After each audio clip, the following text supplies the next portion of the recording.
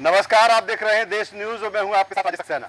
नमस्कार, मैं हूं आपके साथ ऋषिका गुप्ता। हमारे खास कार्यक्रम बीच बहस में आपका बहुत स्वागत है। बीच बहस में आज बात करेंगे संघ समन्वय और संदेश की। जिस तरह से केरल में आरएसएस की 3 दिनी बैठक हुई और बैठक में निकलकर कौन सी ऐसी चीजें आई, कौन से एंगल्स पर आरएसएस आगे बढ़ा, और ये शायद पहला मौका होगा कि 3 दिनी इस बैठक में वो तमाम सारे मुद्दों को आरएसएस ने छुआ, और साथ में न केवल छुआ, न केवल उस पर चर्चा हुई, बल्कि आरएसएस के लिए कहा जाता है कि जो भी चीजें होती हैं वो इंटरनल चीजें ज्यादा होती हैं, लेकिन इस बार जो पदाधिकारी रहे हैं उन्होंने खुलकर आके बयान भी दिया है, और इसीलिए संघ की आरएसएस की उस बैठक की चर्चा पूरे देश में है। बिल्कुल ठीक कहा राजेश जी। जिस तरह से आपने कहा कि आरएसएस अगर कोई भी बात करता है तो पहले हमने इस तरह से खुलकर बयान आते हुए नहीं देखे, पर एक सीधा संदेश हम कह लें, क्योंकि हमने इसका नाम भी रखा है कि समन्वय बैठक में जो संदेश दिया गया है, कहीं ना कहीं ये माना जा रहा है कि आरएसएस ने जिन मुद्दों पर चर्चा की है वो सीधा सीधा रास्ता है भारतीय जनता पार्टी के लिए। इसके ऊपर तमाम प्रतिक्रियाएं सामने आ रही है। जिस तरह से जातिगत जनगणना को लेकर इसमें बात हुई, महिला आरक्षण को लेकर बात हुई है, डिलिमिटेशन को लेकर बात हुई, तमाम ऐसे महत्वपूर्ण मुद्दे रहे जिन पर संघ की चर्चा हुई। उस बैठक में चर्चा में जो चीजें निकलकर सामने आई है, कहीं ना कहीं ये कहा जा रहा है कि बीजेपी के लिए एक रूट दिया जा रहा है कि अब आने वाले समय में जो चुनाव होने वाले हैं, पार्टी को जिस रणनीति पर काम करना है वो ये मुद्दे हैं, इन मुद्दों को साथ लेकर चलना है। इसी पर चर्चा करेंगे कि क्या वाकई एक बार फिर से आरएसएस और बीजेपी का एक तरह से हम कह लें कि टाई अप हो गया है। जो संकेत दिए गए हैं आरएसएस की बैठक से, क्या वाकई वो बीजेपी के लिए एक इशारा है और उनका रास्ता साफ कर दिया गया है? तमाम मुद्दे जिस पर चर्चा करेंगे। चर्चा के लिए खास मेहमान हमारे साथ जुड़ चुके हैं, उनका परिचय आपसे करा देते हैं। राजनीतिक विश्लेषक वरिष्ठ पत्रकार प्रकाश सक्सेना जी हमारे बीच मौजूद है। प्रकाश जी बहुत स्वागत है। राजनीतिक विश्लेषक अनिल बुनचंदानी जी हमारे बीच मौजूद है। अनिल जी बहुत स्वागत है। राजनीतिक विश्लेषक वरिष्ठ पत्रकार शुभकरण पांडे जी हमारे बीच मौजूद है। शुभकरण जी बहुत स्वागत है। और राजनीतिक विश्लेषक वरिष्ठ पत्रकार गोपाल जैन जी हमारे बीच मौजूद है। गोपाल जी बहुत स्वागत है। तो बिल्कुल रिस्का, जिस लाइन को आपने आगे बढ़ाया है उसी लाइन पर हम आज की चर्चा और डिबेट की शुरुआत करेंगे कि क्या वाकई अब आरएसएस और बीजेपी साथ साथ चलेंगे, क्योंकि 2001 के बाद जिस तरह से देखा गया कि किसी भी तरह का सरकार में आरएसएस का दखल नहीं रहा, और जो बीजेपी है वो एक अलग तरीके से उसने अपनी सरकार का कामकाज किया, और दूसरी तरफ आरएसएस कहीं ना कहीं एक कंट्रोलिंग पोजीशन में रहा है। लेकिन क्या जिस तरह से चीजें रही और खासतौर पर लोकसभा चुनाव के बाद जिस तरह से मोहन भागवत के जो बयान आए और जो तलखी भारतीय जनता पार्टी और संघ के बीच में देखी गई, और इसीलिए कहा जा रहा था कि केरल की जो बैठक होगी काफी महत्वपूर्ण होगी, तमाम सारे संदेश इसमें छुपे होंगे। कौन से ऐसे संदेश हैं, इसी पर चर्चा की शुरुआत करते हैं। अनिल बुलचंदानी जी के पास में आता हूँ। अनिल जी, किस तरह से देखते हैं समन्वय समिति की जो बैठक हुई है संघ की, आरएसएस की, और सबसे मेरा पहला सवाल इसी बात को लेकर है कि क्या कहीं ना कहीं जो एक खाई दिख रही थी भारतीय जनता पार्टी और संघ के बीच में, वो बहुत हद तक पट गई है या पूरी तरीके से पट गई है, और अब बीजेपी और संघ आरएसएस मिलकर आगे बढ़ेंगे? देखिए, ये मंथन का समय चल रहा है।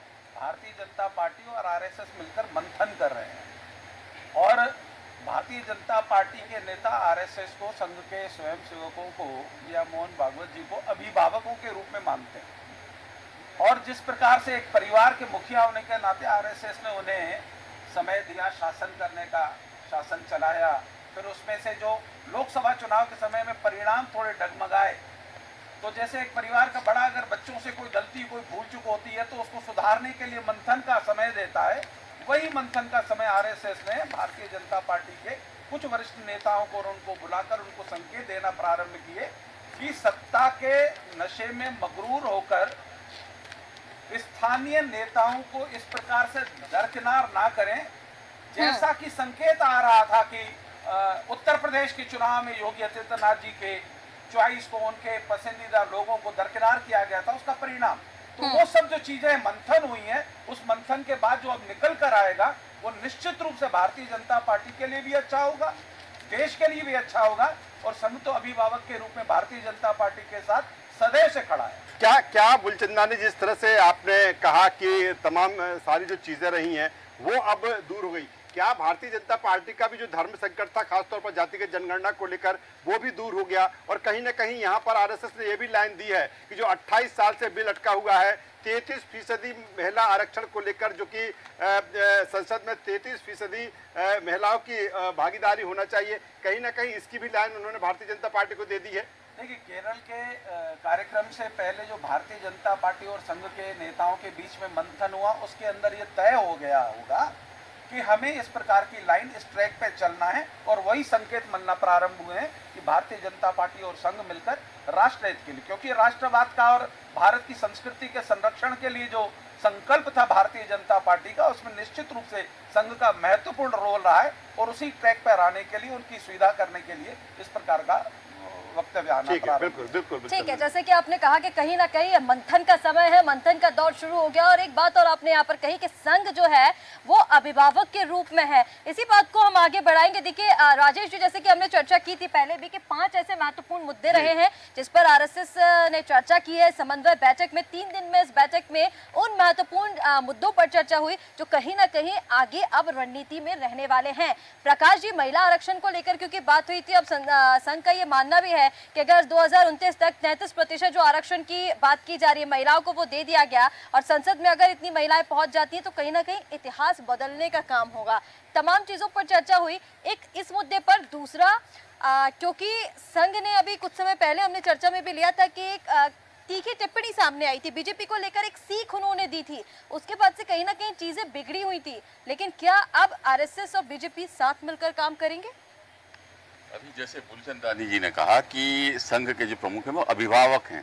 संघ एक अभिभावक संगठन है, मतलब एक परिवार, जो परिवारवाद का जो आरोप लगता है वो भी एक परिवार है, और वो अपने परिवार की चिंता ज्यादा करता है, वो जनता से जुड़े मुद्दों को एड्रेस कम करता है। आप देखें, ये लोकसभा चुनाव से पहले जो CSDS के सर्वे आए थे उसमें प्रमुख मुद्दे क्या थे? बेरोजगारी और महंगाई। उस पर संघ नहीं बोलता। वो अपने बचाव, अपने जो उनके जो संगठन है, बीजेपी जो राजनीतिक संगठन है, वो देख रहा है यहाँ कोई हानि ना हो। हालांकि इनमें भेदभाव जो काफी फूट दिखाई देने लगी थी चुनाव से पहले, और जो नड्डा जी के जो बयान था वो स्पष्ट। अच्छा, मैं आपके यहाँ पहले भी बोलता रहा हूँ कि ये क्या होता है, जब सत्ता में आ जाते हैं भयानक धन आ जाता है, विपक्ष धन में कमजोर हो जाता है। तो जैसे जैसे सत्ता आती है तो क्या होता है कि वो जो तपस्वी जो कार्यकर्ता होते हैं, तपस्वी जो इनके प्रचारक होते हैं, वो कहीं सत्ता के मद में विलासिता की ओर चले जाते हैं। और हुआ ये कि ये कंपनियों पे आ रहे, ये पीआर ब्रांडिंग के लिए बड़ी बड़ी कंपनियां, 400-500 कंपनियां होंगी जिनकी सेवाएं ली जाने लगी। तो यहाँ कार्यकर्ताओं की उपेक्षा होने लगी। तो कार्यकर्ताओं की मतलब सत्ता जो था, सत्ता और संगठन में जो तकरार जो थी, वो अंतर ये आया कि ये सत्ता जो है ये धन पे, पीआर ब्रांडिंग पे, कंपनियों पे निर्भर ज्यादा होने लगी। इसने कार्यकर्ताओं की पूछपरछ कम कर दी। और वो अहंकार नड्डा जी के द्वारा निकलवाया गया। नड्डा जी खुद तो नहीं बोल सकते थे, पर वो किसी इशारे पे बोला गया था। लेकिन जो परिणाम आए उसने बता दिया कि आपको जमीनी कार्यकर्ताओं की बहुत ज्यादा जरूरत है। लेकिन जो कार्यशैली है, संघ की सलाह की भी बहुत जरूरत है। संघ क्या है, सबको जो समन्वय बैठक है ना, समन्वय सब संगठनों में बना के रखता है। आप एक चीज और देखें, संगठन ये बहुत बड़ा परिवार बन चुका है। ये आपको हर क्षेत्र का एक संगठन इनके पास मिलेगा। तो जो जनता के लिए लड़ने वाले जो संगठन है, जो डेमोक्रेटिक संगठन है, वो उनके साथ एक छल होता है, क्योंकि वो जो भी आंदोलन होता है उनमें इनका संगठन कूदता है और बाद में सत्ता के साथ समन्वय बैठा लेता है और उस आंदोलन को तोड़ देता है वो। तो एक तरह से अनडेमोक्रेटिक व्यवस्था भी हो जाती है। ये बहुत बड़ा परिवार हो जाता है, और ये इसीलिए इनके संगठन इन्होंने बना रखे हैं, और उनका समन्वय जरूरी है कि ये सत्ता में हमेशा के लिए टिके रहें। तो ये एक विवाद, दरअसल मोदी जी और जो अमित शाह एक गुजरात लॉबी के रूप में इनको जाना जाने लगा, राजनीतिक हलकों, पत्रकारों के बीच में भी इनको स्पष्ट कहा जाने लगा। इनकी कार्यशैली बाकी लोगों की कार्यशैली से एकदम अलग रही है। तो दोनों में तालमेल बैठना बहुत मुश्किल जा रहा था। और अभी भी आप देखें कि जो उनको Z+ सुरक्षा दी है मोहन भागवत जी को, शरद पवार जी ने लेने से मना कर दिया। उसके मायने दूसरे निकाले जा रहे हैं कि उन पर नियंत्रण किसी तरह से लागू किया जाए। आप देखें कि बिहार में, आप देखें, मैंने पहले भी कहा था कि वहां के जो नीतीश कुमार के जो विश्वसनीय अधिकारी थे, उनके ईडी के छापे पड़े और सेंटर से अपने अधिकारी वहां बैठा दिए। तो ये जो 240 से बहुमत की ओर बढ़ने के लिए वो लॉबी की एक डिप्लोमेसी अलग चल रही है, तो अभी इसको हम ये नहीं देख सकते, इस रूप में नहीं देख सकते कि पूरी तरह समन्वय बैठ गया है। ये आगे की रणनीति में और आगे जमीनी कार्यकर्ताओं को कितना रिस्पांस दिया जाता, उससे पता चलेगा। बिल्कुल बेहतर बात प्रकाश सक्सेना जी आप कर रहे हैं।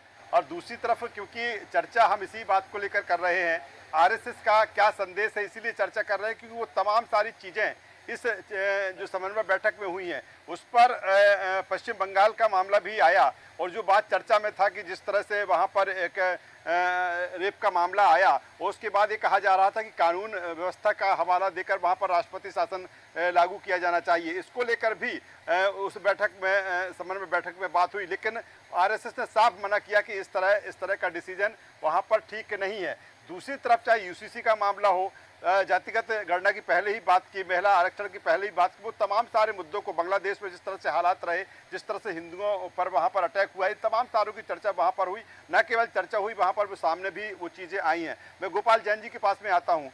गोपाल जैन जी, क्योंकि अगर आरएसएस के लिए कहा जाता था कि चाहे वो राष्ट्रवाद की बात करें या फिर हम सांस्कृतिक राष्ट्रवाद हो, धार्मिक राष्ट्रवाद हो, सामाजिकता की हम बात करें, वो तमाम सारी चीज़ों को लेकर चर्चा करता था। लेकिन चर्चा इस पर भी हुई है कि जिस तरह से इस पर भी चिंतन हुआ, इस पर भी मनन हुआ कि जिस तरह से चुनाव के दरमियान ये कहा गया कि संविधान खतरे में है, जब अगर सरकार दोबारा आ गई तो आरक्षण खत्म कर दिया जाएगा। ये भी आरएसएस ने माना है कि ये तमाम सारी चीज़ें हुई हैं, कहीं ना कहीं इसका मैसेज भी कन्वे करने की कोशिश है, क्योंकि चाहे दलित हो चाहे पिछड़ा हो, वो हमसे अलग हुआ है। किस रूप में देखते हैं इसे? राजेश जी, मैं सबसे पहले धन्यवाद दूंगा व्यवस्था को कि उन्होंने इतने संवेदनशील मुद्दे को देश के सामने रखना की शुरुआत की है। ये बहुत अच्छे शुभ संकेत हैं, शुरुआत है। कम से कम पिछले 70-80 सालों में तो आरएसएस और संघ से जुड़े हुए लोग, उन्हें अपना पक्ष रखने का, बोलने का, नहीं तो पहले 70-80 साल में होता था कि कोई अपील नहीं, कोई वकील नहीं, कोई दलील नहीं। आरएसएस तो सामाजिक संगठन है और तन समर्पित, मन समर्पित और ये जीवन समर्पित, इस विधा पे चलने वाला संगठन है। उसे अगर ये देश खुशहाल होगा, देश के लोग खुशहाल होंगे, संपन्न होंगे, ये उनकी एकमात्र विचारधारा है। लेकिन उनको अपना पक्ष रखने का कभी इन 70 साल में मौका नहीं दिया गया। जितना और गलत प्रचार कर सकते थे, बोल सकते थे, कम से कम ये एक अच्छी शुरुआत हुई है देश के हित में, समाज के हित में। और इसमें मैं एक और बात कहना चाहूँगा कि पिछली बार जो जातिगत जनगणना वाली बात चली, तो उसके अंदर हमारे माननीय जो भी हैं, जो इसके पीछे पड़े हैं, उनको ये भी सोचना चाहिए कि मेरे इस देश में, भारत में, एक कम्युनिटी है जो दुनिया की सबसे माइक्रो कम्युनिटी है, वो भारत में रहती है। उसे पारसी समुदाय कहते हैं। लेकिन भारत के सबसे ज़्यादा महत्वपूर्ण बिजनेस और सेटअप, जिसमें सबसे ज़्यादा 13% टैक्स पूरे भारत का ये कम्युनिटी पे करती है, वो लोग कहाँ जाएंगे? उनकी तो संख्या बहुत ही माइक्रो है, उनके अपने पूजा स्थल भी बहुत ही कम है। तो ऐसी स्थिति में अगर संघ ये स्टेप ले रहा है, क्या गोपाल जी, आरएसएस ने एक बार फिर बता दिया है कि अगर होल्डिंग पोजीशन में कोई है तो वो आरएसएस ही है। अगर आप ठीक है, सरकार चला रहे हैं, तो पीछे की मजबूती आरएसएस ही है। ये भी संदेश कहीं ना कहीं समन्वय समिति की बैठक में दे दिया। अब इस पे तो और ज़्यादा जब स्टडी करेंगे तो मालूम पड़ेगा। वैसे संघ तो अपने जो रचनात्मक कार्यों पे यही लगा रहता है। अगर आप पिछले 60 सालों में डाटा निकालो, कहीं भी अगर देश में बड़ी घटना, दुर्घटना होती है, चाहे रेल एक्सीडेंट हो, चाहे महामारी हो या भूकंप हो, ठीक है, तो सेवा के कार्य के लिए उन्हें मदद पहुंचाने के लिए सबसे पहले, चलिए आता हूँ सर, अगले एंगल्स पर आऊँगा इसका। बिल्कुल ठीक कह रहे हैं गोपाल जी। इस तरह से आपने कहा कि कहीं ना कहीं, जैसे कि आपने शुरुआत ही की कि आप बधाई देना चाहते हैं, शुभ संकेत है। लेकिन देखिए, बधाई तो दे दीजिए, लेकिन जिन मुद्दों की जरूरत थी उन मुद्दों पर भी चर्चा होनी जरूरी थी। एक बहुत अच्छा टॉपिक प्रकाश जी ने अभी जब लाइनों में उन्होंने चर्चा की, उन्होंने कहा कि बेरोजगारी और महंगाई जिन मुद्दों पर जरूरत है चर्चा करने की, उन पर तो चर्चा नहीं की जाती। और विरोध की आपने बात की, विपक्ष की आपने बात की, तो देखिए सवाल ये पूछे जा रहे हैं कि संघ अगर इन मुद्दों को आगे बढ़ा रहा है जातिगत जनगणना को लेकर, क्योंकि हमने पिछले दिनों भी चर्चा की थी, और जब विपक्षियों ने सवाल पूछा तो उन्होंने यही पूछा कि इस पर स्पष्ट अपना स्टैंड बताए कि क्या स्टैंड है इस पर आरएसएस का। उन्होंने कहा था कि वो विपक्ष में है, वो तो अभी वोट बैंक बचाने के लिए कहीं ना कहीं ये मुद्दा क्योंकि उलझता हुआ नजर आ रहा है, बीजेपी को रास्ते नहीं मिल रहे, इस वजह से चर्चा। तो तमाम सारी बातें हैं, हर पहलू को हमें ध्यान में रखना होगा, बधाई देते वक्त भी और शुभकामनाएं देते वक्त भी। शुभकरण पांडे जी, सीधा आपके पास में आ रही हूँ। देखिए सूत्र ये बता रहे हैं कि समन्वय बैठक में काफी सारी चीजों पर चर्चा हुई, लेकिन जो अहम मुद्दे थे जिन पर हम चर्चा कर रहे हैं, 5 ऐसे मुद्दे थे। एक उसमें मुद्दा ये भी था संगठन कुटुंब प्रबोधन अभियान, जिसकी शुरुआत संघ ने की थी। अब उसके जरिए 30 करोड़ हिंदू परिवारों को जोड़ने का प्रयास किया जाएगा। यानी कहीं ना कहीं जैसे हमने देखा कि पिछली बार जब आरएसएस जब मुखर होता हुआ नजर आया था बीजेपी से, तो उसने इस बात का जिक्र किया था कि कहीं ना कहीं वोट बैंक टूटा है। जो हमने सलाह दी थी राम मंदिर को लेकर भी, उन्होंने कहा था कि अभी नहीं होना चाहिए थी, उसकी पूजा अर्चना स्थापना अभी नहीं होना चाहिए थी, लेकिन कर ली, बात नहीं मानी। तो ये तमाम समझाइश दी गई थी। और अब जो संगठन कुटुंब प्रबोधन अभियान की बात की जा रही, 30 करोड़ हिंदू परिवारों को जोड़ने की, कहीं ना कहीं संघ को ये समझ में आ रहा है कि बीजेपी ने बात नहीं मानी। तो जैसे कि अभी राजेश जी ने जिक्र किया था कि कई सारी जातियां जो है वो पिछड़ गई हैं, तो अब उनको बचाने के लिए इस अभियान को भी तेजी दी जाएगी। तो कहीं ना कहीं बात वही आ रही है कि वोट बैंक को बचाने के लिए, वैसे तो आरएसएस ने कहा कि जातिगत जनगणना का जो मुद्दा है उस पर राजनीति नहीं होनी चाहिए, लेकिन किया तो उसी के लिए जा रहा है ये सारी चीजें। देखिए रिश्का जी, ऐसा है कि जो 3 दिवसीय जो बैठक हुई है, इस बैठक में मंथन हुआ। ये निश्चित तौर पर जो हमारे प्रकाश भाई बोले कि चाहे वो संघ के लोग हों, चाहे उनके आंशिक संगठन हो, इस देश का कोई बड़ा नेता बेरोजगारी पर बात नहीं करता है ना, विकास पर कोई बात नहीं करता है ना। और आज इस समय महंगाई बहुत भयंकर है, बेरोजगारी बहुत ज्यादा है। आज केरल में मंथन क्यों हुआ? मंथन में कैसे संगठित किया जाए, क्योंकि बीजेपी और संघ दोनों की विचारधारा अलग है। आज यदि ये सत्ता बीजेपी है तो वो कहते हैं मैं शासक हूँ, और संगठन संघ ये कह रही है कि यदि सरकार बनी तो हमारे कारण बनी हुई है। और कहीं ना कहीं संघ का ये निश्चित तौर पर इस पे कहा ना जाए कि कहीं ना कहीं सरकारें संघ को अनदेखी किए और बीजेपी उस पर कमजोर हुई। आज मंथन भी निकला कि भाई जिस एजेंडा पर आप चर्चा कर रहे हैं, आपने कहा महिलाओं को इतने % चर्चा देंगे, 33% आपको आरक्षण देंगे, लेकिन आपने क्या किया? आज तक विधेयक नहीं आया। आपने जो संघ ने कहा कि जो जनता के पास आप मुद्दा लेके जा रहे हैं उस मुद्दा पे आप अमल नहीं हो रहे। राम मंदिर का मुद्दा आपने कहा कि राम मंदिर की भावना सब पे है, लेकिन उन्होंने कहा तिथि मुहूर्त सही निकाल लो। उन्होंने कहा नहीं साहब, जो बीजेपी का मुहूर्त निकल गया वही मानने। तो कहीं ना कहीं संघ अपनी ताकत बताना चाहती है रिश्का जी, और संघ ये चाहती है कि यदि आप संघ को अनदेखी कहोगे तो जो 2000 आपका 29 टारगेट है ना, वो 29 आपका बिल्कुल नहीं होगा, है ना, क्योंकि विपक्ष तो हर बात पर इनको घेर रहा है।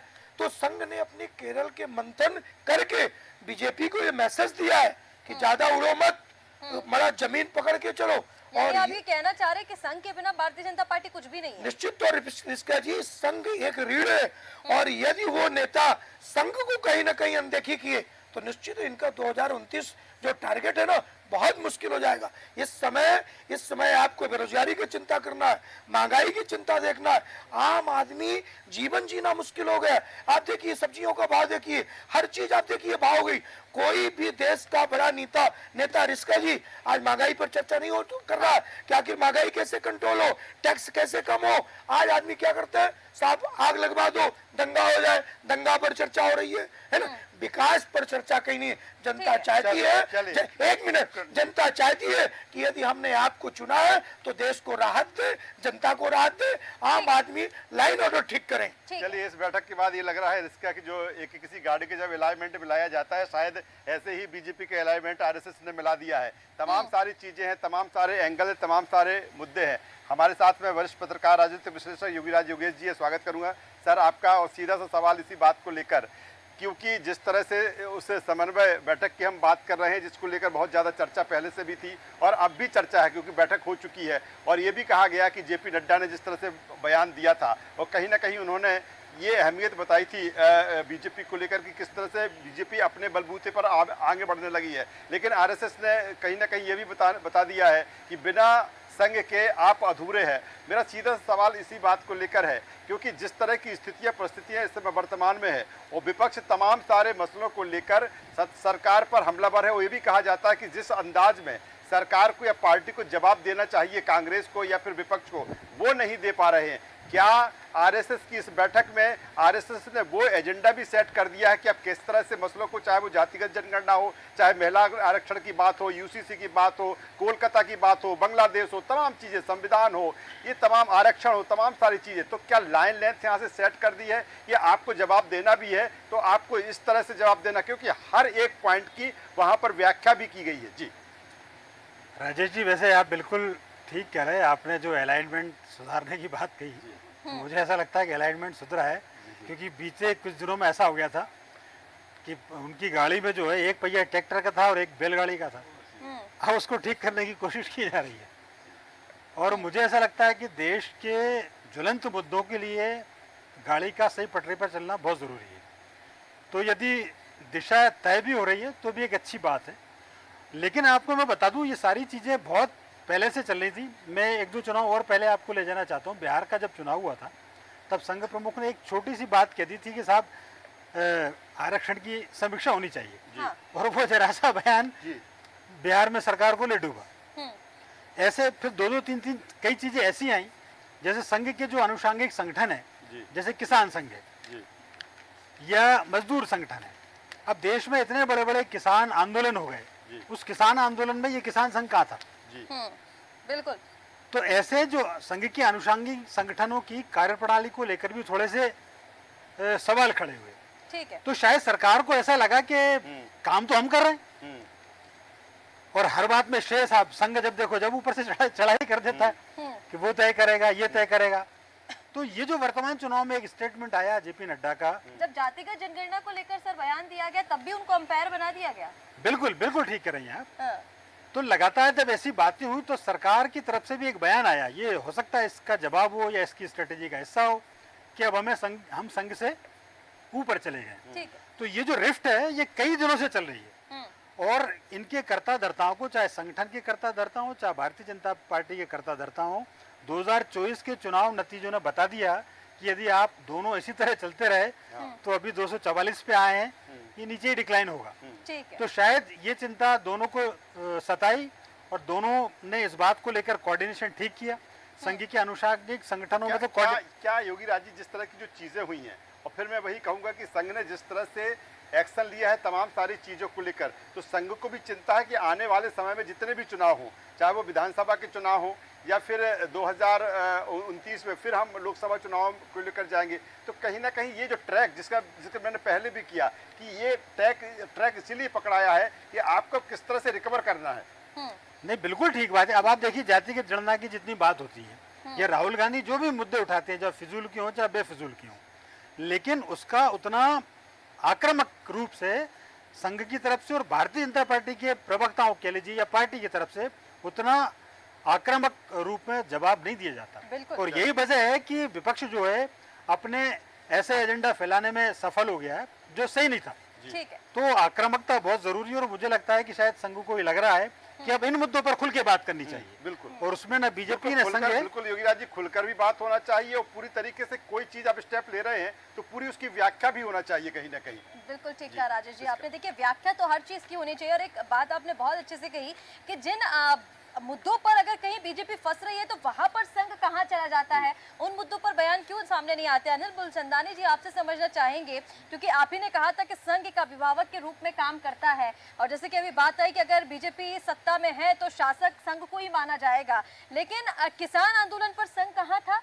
जब बृजभूषण शरण सिंह का मुद्दा आया तब संघ कहाँ था? ऐसे मुद्दों पर संघ क्यों नहीं बोलता? बेरोजगारी और महंगाई, इन मुद्दों पर चर्चा होनी चाहिए थी, तो इस मुद्दे को लेकर क्यों बीजेपी को एक टारगेट सेट करके नहीं दिया गया? देखिए, भारतीय जनता पार्टी को जैसे 10 वर्ष की सत्ता मिली, सत्ता का पावर, प्रेशर और नशा जो होता है वो धीरे धीरे चढ़ता है।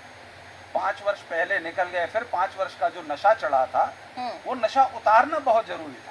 जैसे एक पुत्र घर में पिता के व्यापार को या पिता के इंडस्ट्री को संभालता है और बेटा समझने लगता है कि आज इतनी बड़ी इंडस्ट्री खड़ी की है तो मैंने खड़ी की है, तो कहीं ना कहीं पिता अपने बच्चे को बीच में एक आध टेलर दिखा देता है कि बेटा अभी तुम थोड़ा कंट्रोल में रहो, क्योंकि उस पिता को ये चिंता रहती है कि ये इंडस्ट्री मेरी खड़ी की हुई है, ये संस्था मेरी खड़ी की हुई है। संघ ने ठीक उसी प्रकार से अपना दायित्व, अपनी जवाबदारी, अपनी जिम्मेदारी जो समझी है, जो उनका राष्ट्रवाद के प्रति, भारत के प्रति जो समर्पण भाव है, उस भाव को स्थापित रखने के लिए उनको लगा कि ये लोग राम मंदिर का इतना बड़ा, जैसा कि अभी चर्चा में आया कि गुजराती का टैग लग गया था, पूरे देश के अंदर चर्चाएं होने लगी कि जहां ठेकेदार देखिए सब बड़े बड़े ठेके, बड़े बड़े रोड कॉन्ट्रैक्ट जो गुजरातियों को मिल रहे थे, एक ही दिशा में सब चलता चला जा रहा था।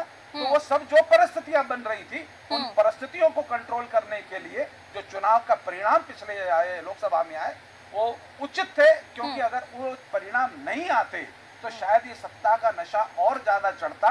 नड्डा जी से कहलवाया गया या उन्हें कहा, वो कहना कहीं ना कहीं अच्छा संकेत सिद्ध हो रहा है कि कम से कम अब उस पर चिंतन हो रहा है, मंथन हो रहा है, और निश्चित रूप से भारतीय जनता पार्टी को और संघ को ये समझना लेकिन अब चाहिए। तीसरे टर्म में कौन सा नशा चढ़ा है भारतीय जनता पार्टी नहीं, को? अब तो मंथन का समय है। अब उनको ये लग रहा है कि आने वाले चुनाव अच्छे हों, 29 की तैयारी अच्छी हो, क्योंकि अब इस मंथन के बाद जो अमृत निकल कर आएगा, मुझे लगता है कि भारतीय जनता पार्टी में बड़ा सुधार आएगा। कह रहे हैं कि और जिस तरह से जो परिणाम आए हैं वो कहीं ना कहीं भारतीय जनता पार्टी को सबक भी दे गए, सीख भी दे गए, और मुझे लगता है कि न केवल भारतीय जनता पार्टी को बल्कि आरएसएस को भी, संघ को भी दे गए कि अब किस तरह से उनको पॉलिसी बनाना है, अपने बदलता हुआ जो भारत है, भारत के बदलते हुए जो लोग हैं उनको किस तरह से संदेश देना चाहिए, जमीनी स्तर पर भी कैसे काम जमीनी स्तर पर देना चाहिए। और जो संघ के लिए कहा जाता है, संघ तो कुछ बोलते ही नहीं है, मीटिंग्स हो जाती है, पता ही नहीं चलता है। और अभी पहला मौका है कि संघ की जो बातें वो बाहर भी आई हैं,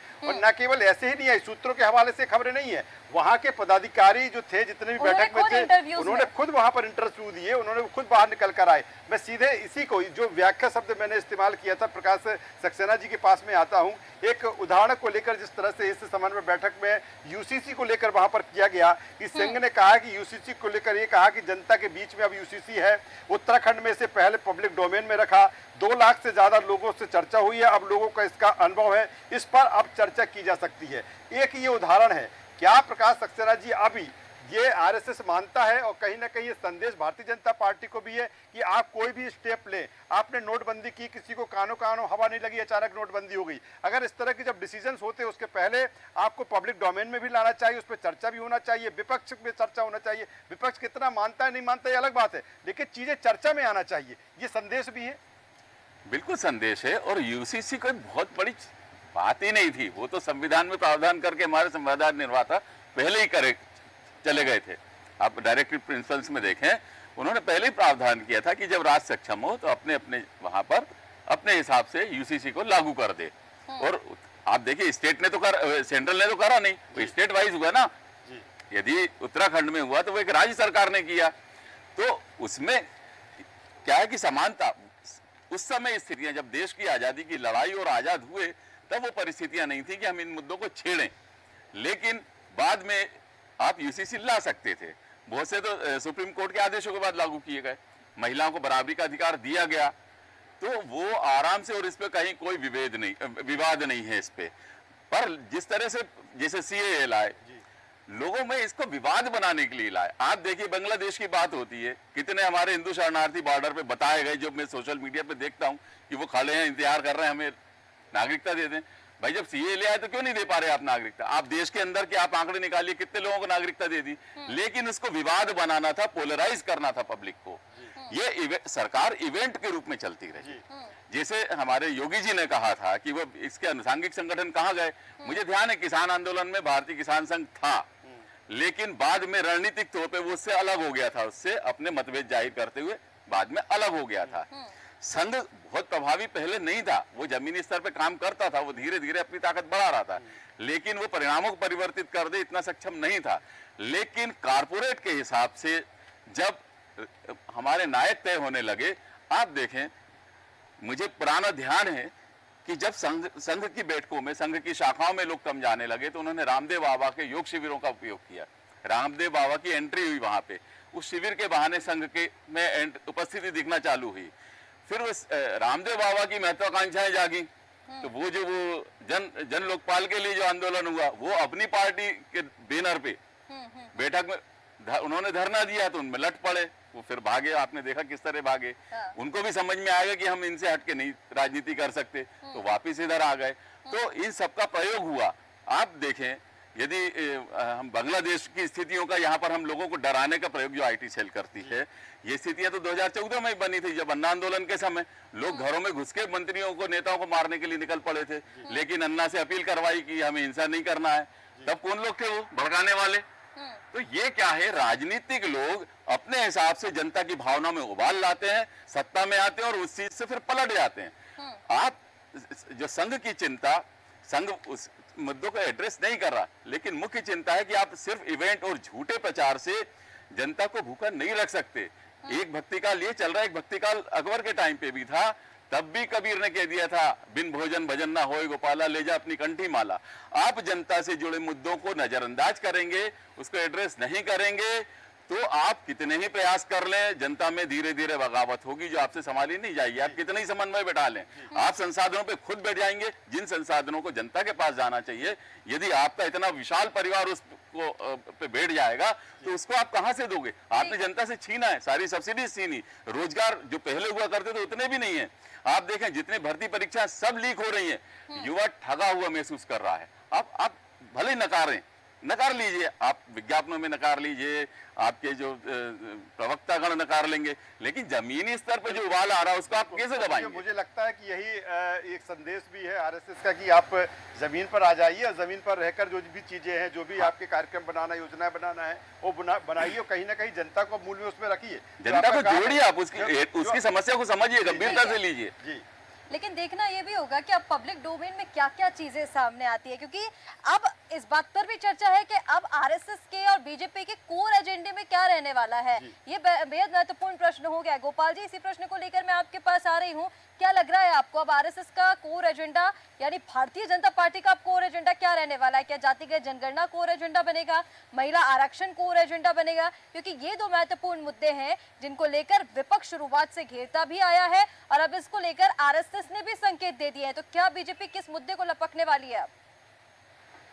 अंशिका जी, ये इतने गहरे विषय हैं कि उनके गर्भ में क्या छुपा है और क्या निकलने वाला है, इसको सोचने समझने के लिए थोड़ा समय चाहिए, अध्ययन करने के लिए समय चाहिए।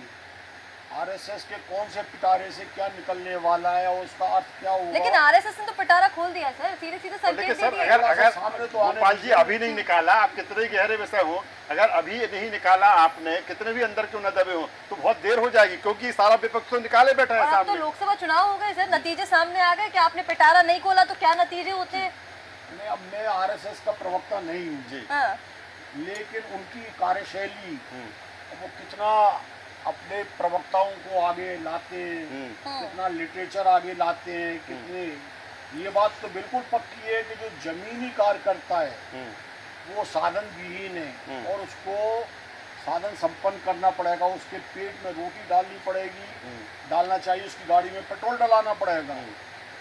और आरएसएस में बहुत पीछे है और इनको आगे लाना पड़ेगा अगर उनको अपनी छवि को, अपने विचारों को पूरे देश पे रखना है, अपने संगठन को बहुत मजबूत रखना है, तो इन चीज़ों पर गौर करनी ही होगी।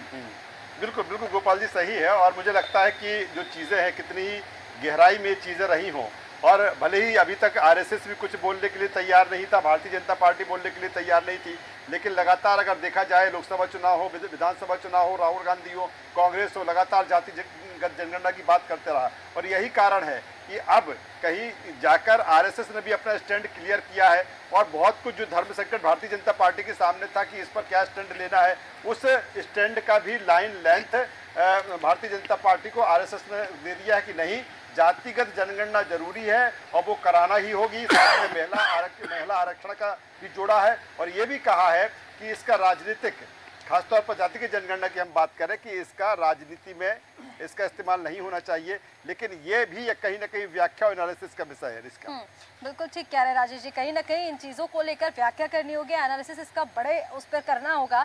लेकिन जैसे कि अभी आपने कहा कि जैसे कहा कि पिटारा है, अभी खोलना बाकी है, लेकिन अब लग नहीं रहा, क्योंकि जिन मुद्दों को विपक्ष घेर रहा था उन तमाम मुद्दों पर आरएसएस ने चर्चा की है और हर एक मुद्दे का विश्लेषण आरएसएस ने भारतीय जनता पार्टी को दे दिया है कि किस रास्ते को पकड़ के आपको आगे चलना है।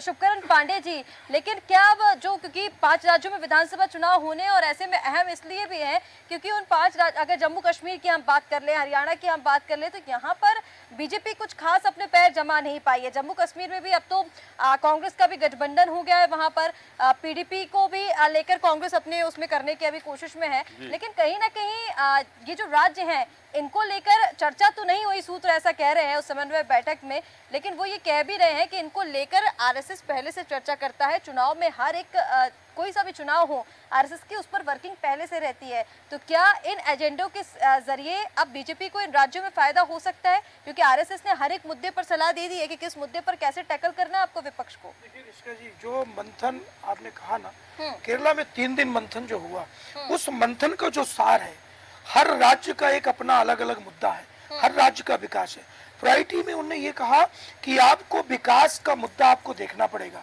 अभी ऋषिका जी मैं बता दूं कि एक जो 25 साल से कार्यकर्ता बीजेपी का झंडा लगा के जय श्री राम का नारा लगा के फील्ड में आता है और अचानक एक कांग्रेस के व्यक्ति को लेकर उसको टिकट दे दिए जाते, तो कहीं ना कहीं उसके अधिकार को और उसके विकास को रोका जाता है। संघ ने कहा है कि आप ऐसा नहीं करना है। यदि आप हमारा कार्यकर्ता मजबूत है तो उसके मान सम्मान, उसके प्रतिष्ठा का भी ख्याल रखना पड़ेगा। मैंने माना कि आप पार्टी तोड़ के व्यक्ति को ला रहे हो, लेकिन कहीं ना कहीं कार्यकर्ता को आप उपेक्षित नहीं रखेंगे। और राज्य के जो मुद्दे हैं, जो राज्य के मुद्दे हैं, धर्म के मुद्दे हैं और जो एजेंडे, उन एजेंडों को सरकार को पालन करना पड़ेगा। और यदि आप सोचो कि हम केवल उन्माद फैला करके और जाति समीकरण या अन्य कोई बात लेके सरकार बना ले तो संभव नहीं है। आपको जमीन में आना होगा और क्षेत्रीय मुद्दों को विशेष ध्यान देना होगा। चलिए, बेहतर बात शुभकरण जी कह रहे हैं। आखिर मैं योगीराज योगेश जी के पास एक बार फिर आता हूँ। योगीराज जी, पूरी 3 दिन की ये जो समन्वय बैठक हुई और जो तमाम सारे इशू जिनका चर्चा लगातार होती रही है और हम भी आज इसे खास कार्यक्रम में कर रहे हैं, क्या माना जाए कि अब किस तरह का दृश्य परिदृश्य आरएसएस का और भारतीय जनता पार्टी का आगामी समय में देखने को मिलेगा? क्या दखल सरकार में भी अब आरएसएस का देखने को मिलेगा? तमाम सारी बड़ी चीज़ें होंगी, वो आरएसएस से समन्वय के बाद, डिस्कशन के बाद वो चीज़ें सामने आएंगी। देखिए, दखल तो अभी भी है और वास्तव में आरएसएस का दखल पहले ये था कि हम आपको दिशाहीन नहीं होने देंगे। एक इस तरह का रोल प्ले करता है आरएसएस भाजपा सरकार में, और वो अभी भी करेगा। अभी भी कुछ विषय ऐसे हैं जैसे संस्कृति की बात हुई, शिक्षा की बात हुई, धर्म की बात हुई, तो आज भी आरएसएस के ही निर्णय माने जाते हैं। सवाल सिर्फ इस बात का है कि अभी चिंता इस बात को लेकर ज्यादा हो रही है कि विपक्ष जिस तरीके से झूठे नैरेटिव सेट कर रहा है, उसका आपके पास तोड़ क्या है। वो जैसे जातीय जनगणना की बात विपक्ष ने उठाई, राहुल गांधी ने उठाई और आज उनका बड़ा हॉट इश्यूज है। उस मुद्दे को लेकर जैसे ही उनसे पूछा गया कि आपकी जाति क्या है तो पीछे हट गए। तो आपको ऐसे एग्रेसिवली उसको डिफेंड करना पड़ेगा। अब जातिगत की बात आप यदि कर रहे हैं, इतना फैला हुआ मामला है ये। एक जाति मीणा जो है वो राजस्थान में आरक्षण में आती है और मध्य प्रदेश में नहीं आती। अब मान लो आप इनके जातियों की बात करोगे तो कैसे आप बात करोगे, वही विरोध कर देंगे आपका। तो ये जातियों को लेकर जो छोटी छोटी जो बातें, इसको सामने लाना पड़ेगा। ठीक है कि जो जाति का जो नैरेटिव फैला जा रहा है ये संभव नहीं है। और दूसरा है तो किस उसमें जाएगा, इस बात की चिंता संघ की तरफ से हो रही है और ये सरकार को भी समझ में आया। चलिए, बेहतर बात है। प्रकाश जी कुछ कहना चाह रहे थे। एक तो स्पष्टीकरण थोड़ा सा है कि कल भी मैं सुन रहा था कि राहुल गांधी से जाति नहीं पूछी थी उनसे, आप फिर से देखना उसको। उन पर कटाक्ष किया था कि जिनको अपनी जाति का पता ना, उनसे डायरेक्ट पूछ सकते थे आप कि आपकी जाति बताओ। आपने जाति पूछी नहीं है। उसके बाद तो पूरी बीजेपी उनसे जाति ही पूछ रही थी सर। अब देखिए, यदि इस पे लंबा चला जाएगा मैं दे सकता हूँ मैं, क्योंकि मैं जन्म से नहीं, एक अब मेरे को थोड़ा सा टाइम दे दो आप। मैं जन्म से हिंदू हूँ, इसलिए मैं सनातन को बहुत अच्छे से जानता हूँ। जो सनातन 2014 के बाद प्रस्तुत किया जा रहा है वो वास्तविक सनातन नहीं है। यदि मैं आपसे बोलूं कि धृतराष्ट्र और पांडु की क्या जाति थी, आप बता सकते हैं? उनके पिता के बारे में बता सकते हैं? वेद व्यास की क्या जाति थी? उनको मछुआरन के पुत्र के रूप में IT सेल बताती है, जबकि महर्षि वेद व्यास के पुत्र थे। तो ये एक लंबा विषय है जिस पे कभी आप अलग से डिबेट रखेंगे। मैं गोपाल जैन जी जो कह रहे थे ना कि वो कार्यकर्ताओं पेट्रोल नहीं, संघ को ये चाहिए कि आम आदमी पेट्रोल भरवा पाए। संघ को ये चाहिए कि अब वो सत्ता पे जवाब दे कि वो अपनी महंगी महंगी या करोड़ों की जो रैलियां है ना वो खत्म करे, सादगी से अपने कार्यकर्ता को फंडिंग करे, कि वो जनता के बीच में जाए, वो विलासिता ना दिखाए। संघ समर्पण के लिए जाना जाता था, वो एक संकल्प और समर्पण के साथ मैदान में जनता से जुड़ा हुआ होता था, और उसने इतने जमीनी स्तर पे मतलब भारतीय जनता पार्टी को ये ऊंचाइयां दी हैं। तो संघ को अपनी संघ को ये दबाव बना चाहिए सत्ता पे कि हमें विलासितापूर्ण शैली छोड़ के हमारे कार्यकर्ताओं पे ध्यान दें, कंपनियों को छोड़ें और कार्यकर्ताओं को जनता के बीच में जाए। क्या जो बीजेपी जो नड्डा जी के बयान पर ये पूरी खटास सामने आई थी, तो संघ की सीट के बाद क्या बीजेपी का बयान बदलता हुआ नजर आएगा? बीजेपी भी लीपापोती कर रही। देखिए अहंकार में कोई कमी नहीं है, मैं फिर कह रहा हूँ, आपको आगे फिर प्रतिक्रिया दिखेगी। यदि ये अहंकार छोड़ दे, आप जब संविधान बदलने की बात, इनके जो आर्थिक सलाहकार का आर्टिकल छपा था देवराय जी का, और इनके एक वो नेता जो अयोध्या से जो थे उन्होंने बोला, बार बार बोला, ऐसे कोई परसेप्शन कैसे बन जाएगा? तो मेरा ख्याल मतलब है कि अहंकार छोड़ के वापिस जनता से जुड़े। संघ इस बात पे जोर दे कि पार्टी जनता से जुड़े वापिस। तमाम सारे सवाल, समय की चूंकि सीमा है, हाँ, इसलिए मैं ज्यादा नहीं बढ़ा रहा, बहुत कुछ है बोलने में। तमाम सारे सवाल लंबे समय से चल रहे थे और भारतीय जनता पार्टी को किस अंदाज में, किस तरह से उनका जवाब देना था, क्या वो लाइन और लेंथ आरएसएस ने भारतीय जनता पार्टी के लिए सेट कर दी है, ये आने वाले समय में हमें देखने को मिलेगा। बीच बहस में आज बस इतना ही। खास मेहमान जो आज हमारे साथ जुड़े थे उनका बहुत शुक्रिया, बहुत धन्यवाद। तो जिस तरह से लगातार आरएसएस की 3 दिन तक बैठक चली, मंथन चला, चिंतन चला, और उसी के बाद क्या वो अमृत था या फिर भारतीय जनता पार्टी के लिए एक सीख थी, ये आने वाले समय में देखने को मिलेगा। आज इस चर्चा में बस इतना ही। आप देखते रहिए देश न्यूज़। नमस्कार। नमस्कार।